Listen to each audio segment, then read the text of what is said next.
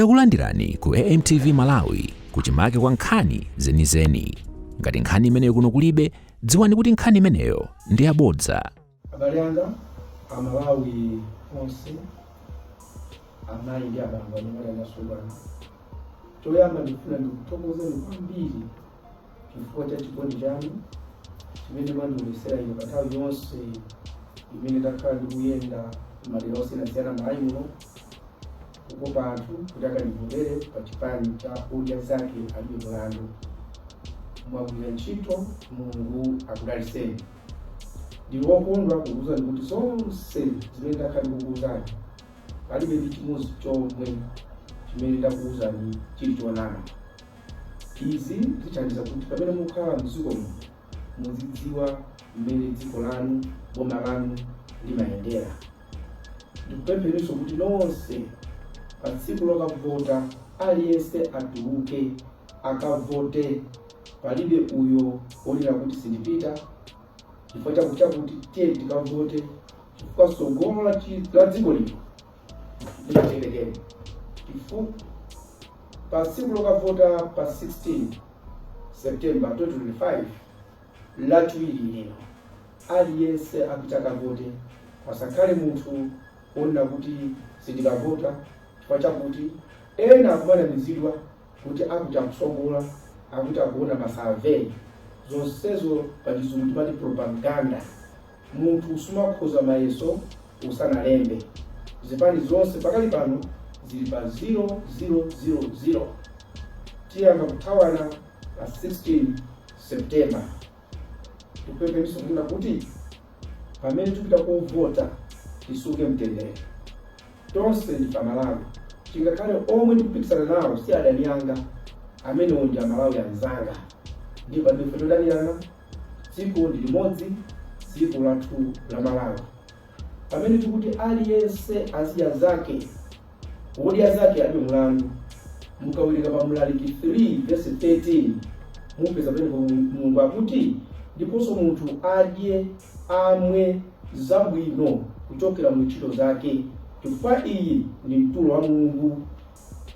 Udya Zake alibe mlandu akupezeka m'Baibulo. Mulungu sanamulenge munthu kuti azingopasidwa. Kandi ongopasidwayi ndimene imapangisa akuluakulu azipani amboma kukutengerani kumtoso. Muziya zanu musakhale ndi mlandu. Ndipempheso ma monitors kunena kuti Amalawi azatuluka mu nyinji kukavota. Chonde ndakutanani, ndalama singaongole dziko lino. Kukonda ndalama zimenezo zidapangisa Yudasi kumpereka Yesu. Tikakakonda ndalama tipachika dziko la Malawi pa mtanda opweteka kwa zaka 5. Tsiku lokavota ndi tsiku limodzi kandi tikochepa, koma ngati sitichita bwino dziko la Malawi livutika kwa zaka 5 zikubwerazi. Tikumbukirenso kuti pamene tikukhala mdziko muno mavuto ndi ambiri. Mmene ndinatuluka kuna kuti ndikufuna tisogole dziko lino, mavuto a dziko lino ndikwaziwa bwino, ndipo ndikufuna kuti ndiyachepese, ndiyathese, ndipo ndiokonzeka kutero. Ziwani kuti kuba mbava zimene zili mboma sikuti ndi nkhani yocheza.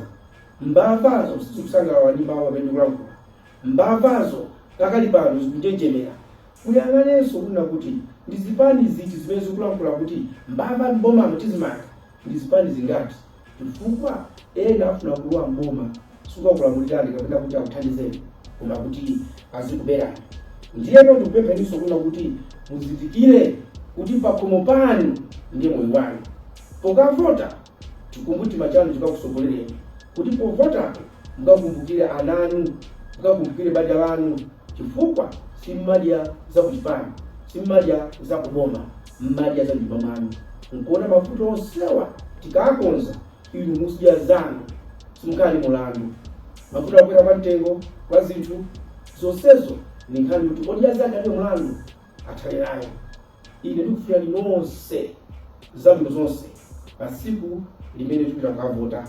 Aliyense aziwe kunena kuti president akhala mmodzi, koma lichenjeze pano kunena kuti mina sayekeze kuti ati abere mavoti.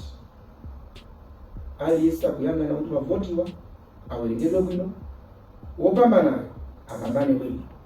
Chifukwa wina akayerekeza kuti abere, Amalawi itu anaphunzira njira yomulangira munthu obera mavoti, ndipo alangidwa kuposa chilango mesa na chioni. Tifuna mdziko mukhale mtendere, tivote bwino, tikondane wina ndi zake, tiyendere pamodzi monga ana amayi mmodzi Malawi. Mulungu akudalitseni nonse. Osayiwala kupanga subscribe ku channel ya AMTV Malawi.